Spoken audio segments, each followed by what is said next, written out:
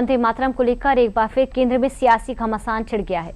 कांग्रेस के लिए किए गए फैसले ने केंद्र के सियासी गलियारों में बयानों की बयार शुरू कर दी है, जो सियासी तूफान का रूप लेती दिख रही है। आपको कांग्रेस के फैसले से लेकर पूरे सियासी घमासान के बारे में बताएंगे। इसके अलावा देश के केंद्र में ही भारत जापान के बीच हुई द्विपक्षीय बैठक में रक्षा क्षेत्र के लिए क्या कुछ अहम हुआ है, आपको ये भी बताएंगे।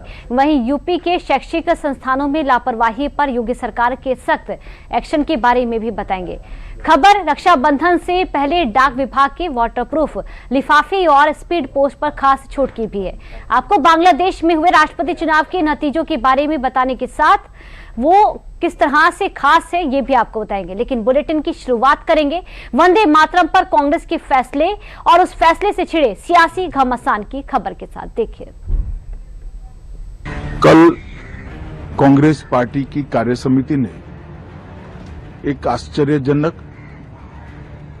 और देश विरोधी फैसला लिया है।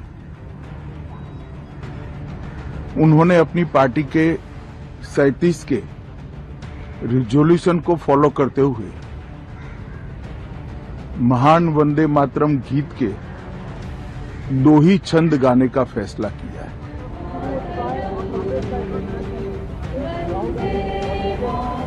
वंदे मातरम की गूंज जब भी कानों में गूंजती है तो जहन में ख्याल उस अंग्रेजी हुकूमत का आता है जिसकी इस गीत ने नींव हिलाकर रख दी थी। लेकिन आजाद हिंदुस्तान में आज वही वंदे मातरम सियासी संग्राम का नया अखाड़ा बन चुका है।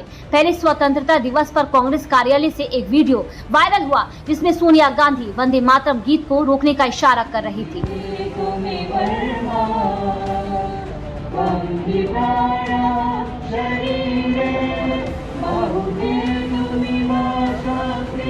इस वायरल वीडियो पर खूब बवाल भी हुआ। देश ने सोचा कांग्रेस की तरफ से माफीनामा आएगा, लेकिन माफी तो छोड़िए, कांग्रेस इससे एक कदम और आगे निकल गई और वंदे मातरम को लेकर कांग्रेस के CWC में अजीबोगरीब प्रस्ताव पारित कर दिया।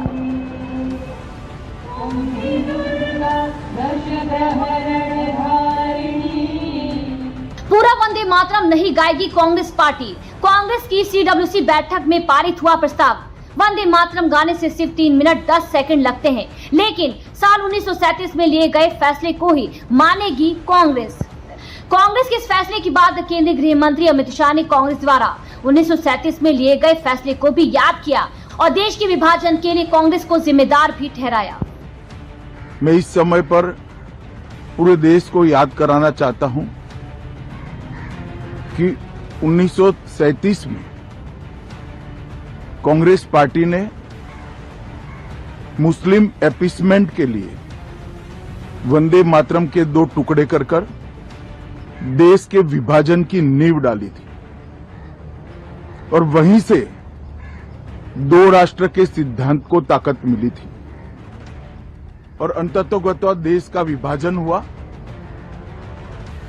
और पाकिस्तान का जन्म हुआ।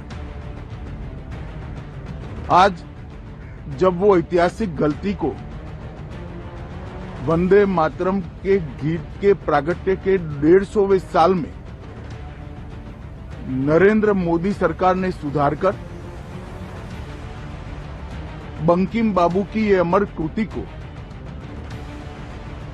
पूरा गीत गाकर राष्ट्रीय एकात्मता को फिर से एक बार सुदृढ़ करने का प्रयास किया है।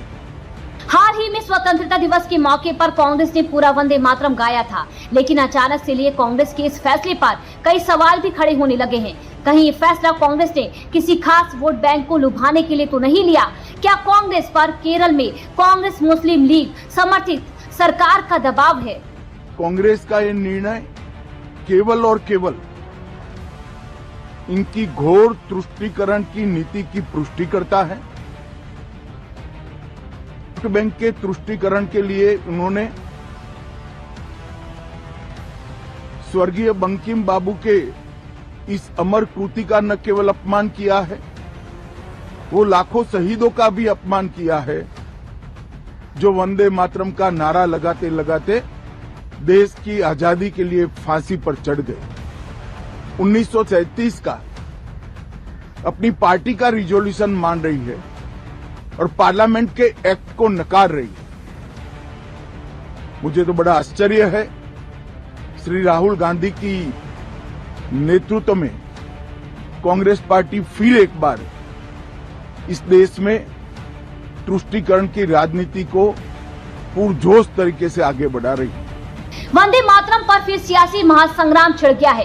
कांग्रेस के CWC के फैसले ने ऐसा सियासी बवाल खड़ा कर दिया है कि बीजेपी अब कांग्रेस पर विभाजन तक और तुष्टीकरण की राजनीति के आरोपों के साथ हमलावर हो गई है। गृह मंत्री अमित शाह ने देश के लोगों से एक बार फिर अपील की है। मैं देश की जनता को अपील करना चाहता हूं कि एक बार इस देश ने गलती करी थी वंदे मातरम के 2 टुकड़े होने देने की, और एक गलती के गंभीर परिणाम हमने भुगते हैं। अब देश की जनता एकजुट हो और कांग्रेस पार्टी के इस फैसले के खिलाफ आवाज बुलंद करे कि अब इस देश में तुष्टीकरण की राजनीति नहीं चलेगी। ये आजाद देश है। 1937 में जो फैसला कांग्रेस ने किया था, जिसको नरेंद्र मोदी जी ने सुधारा है, उसके सामने का कोई विरोध इस देश की जनता नहीं सहन करेगी। भारतीय जनता पार्टी कांग्रेस पार्टी के इस फैसले की कड़ी निंदा करती है और हम इसका जनता के बीच में और विधायी सदनों में भी पुरजोश विरोध करेंगे। तो क्या कांग्रेस का राष्ट्र प्रेम महज 3 मिनट 10 सेकंड में भी नहीं टिक सका? कांग्रेस ने वंदे मातरम पर जो रवैया अपनाया है, उस पर सवालों का तूफान उमड़ पड़ा है। हालांकि कांग्रेस खेमा भी अपनी दलीलों के साथ जिद पर अड़ा है, तो वहीं भारतीय जनता पार्टी लगातार कांग्रेस पर हमलावर है। अरे भाई, तुम्हें अब वंदे मातरम का प्रेम हो रहा, करो ना, करो, हमें क्या फर्क पड़ रहा है?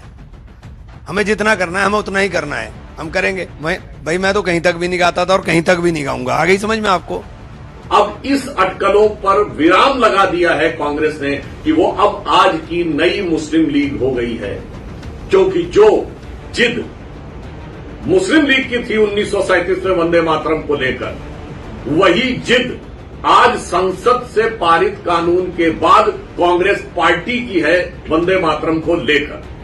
वंदे मातरम पर कांग्रेस के प्रस्ताव को लेकर बीजेपी का हमला और भी तेज हो गया है। बीजेपी सांसद अनुराग ठाकुर ने कांग्रेस के फैसले को एक बार फिर उसका कथित एंटी नेशनल चेहरा उजागर करने वाला बताया है। कांग्रेस पार्टी के नेताओं के पास 3 मिनट 10 सेकंड संपूर्ण वंदे मातरम गाने के लिए नहीं। क्या 2 छंद गाकर वो क्या सिद्ध करना चाहते हैं? क्या संपूर्ण वंदे मातरम को अपनाना क्यों नहीं चाहते? सोच केवल एक है कि वोट चाहिए, मुस्लिम तुष्टीकरण करना है। वंदे मातरम को लेकर ये विवाद ऐसे समय में हुआ है जब संसद ने हाल ही में इसे कानूनी संरक्षण देने वाला नया कानून पास किया है। इसके तहत वंदे मातरम को जन गण मन के बराबर कानूनी संरक्षण मिला है और जानबूझकर इसके अपमान या गायन में रुकावट डालने पर 3 साल तक की जेल, जुर्माना या दोनों का प्रावधान किया गया है। लेकिन कांग्रेस ने प्रस्तावित पारित करके कानून और संविधान को चुनौती दे दी। वंदे मातरम।